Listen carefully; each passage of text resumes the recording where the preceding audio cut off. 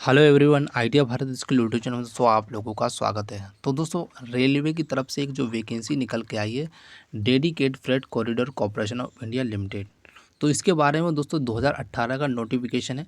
इसमें जो मेन जो बातें हैं वो आपको बता दूंगा, और इसका जो रियल 2023 का जो नोटिफिकेशन आज या कल में देखने को मिलेगा, तो उसमें आपको ऑनलाइन एप्लीकेशन फॉर्म कब होगा और इसका जो टोटल पोस्ट है आपको इसमें शॉर्ट नोटिस में बता दी गई। इसका जो फुल नोटिफिकेशन और आएगा तो मैं उसमें बता दूँ, लेकिन आज इस नोटिफिकेशन ओल्ड जो नोटिफिकेशन है इसमें हम आपको बताएंगे कि योग्यता, आयु और सिलेबस क्या रहने वाला है डिप्लोमा और आईटीआई स्टूडेंट वाले को। वीडियो को बहुत ही उपयोगी होगी, एंड तक बनेगा, बिल्कुल स्किप मत करना। चैनल पर अगर पहली बार विजिट कर रहे हैं तो चैनल को सब्सक्राइब जरूर कर लीजिएगा, ठीक है।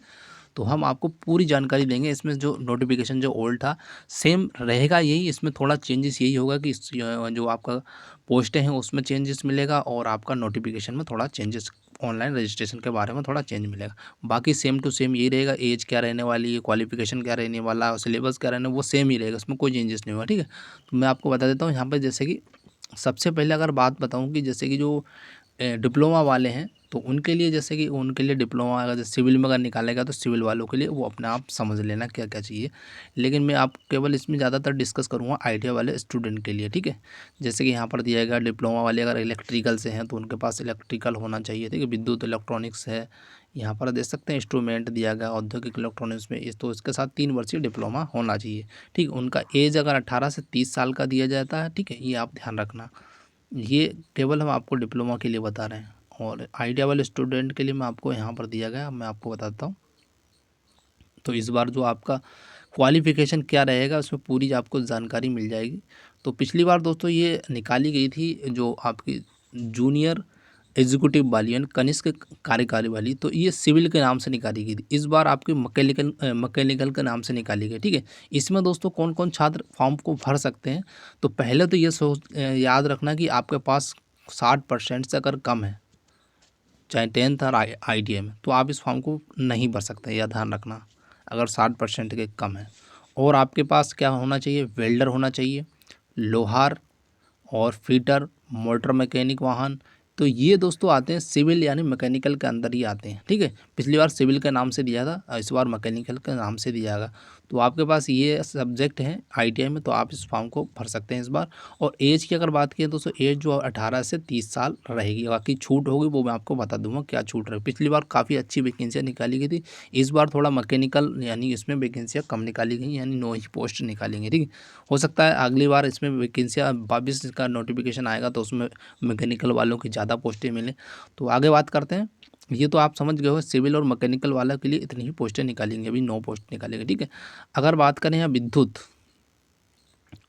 जूनियर एग्जीक्यूटिव इलेक्ट्रिकल में अगर बात की जाए, कनिष्क जो कार्यकारी में निकाली गई अभी जो पोस्ट है, तो पहले तो आप ये रखना कि इनके आपके पास 10वीं में आईटीआई में 60% से कम नहीं होना चाहिए, ठीक है।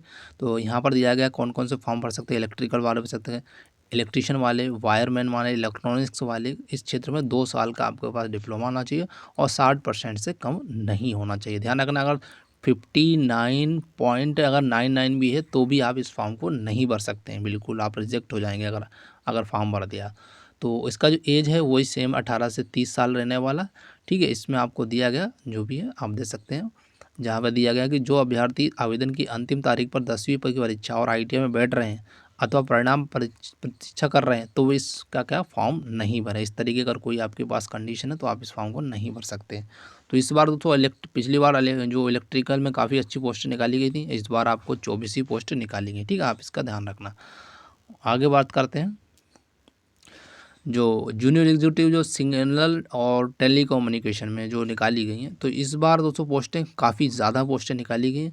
तो इसमें कौन कौन छात्र भर सकते हैं, इनके लिए बम्पर भर्ती एक तरह से मान सकते हैं। तो इसमें दोस्तों 148 पोस्टें हैं, और पिछली बार इसका कट ऑफ भी बहुत कम गया, तो इस बार भी कुछ ज़्यादा नहीं जाएगा। जिनके पास 60% से अधिक होना चाहिए 10वीं में, और आईटीआई में आपके पास इलेक्ट्रॉनिक्स होना चाहिए, कम्युनिकेशन होना चाहिए, सूचना प्रौद्योगिकी, TV and radio, electronics instrument, तो ये आप देख सकते हैं यहाँ पर पावर इलेक्ट्रॉनिक्स है और कंप्यूटर नेटवर्किंग और डाटा नेटवर्किंग। तो आपके पास अगर 2 वर्ष का अगर डिप्लोमा तो आप इस फॉर्म को भर सकते हैं और 60% से आपका कम नहीं होना चाहिए। और बाकी यहाँ दिया गया आप अपेयरिंग में नहीं होना चाहिए, ITI और 10वीं में, ठीक है, क्वालिफाई होना चाहिए, ठीक है।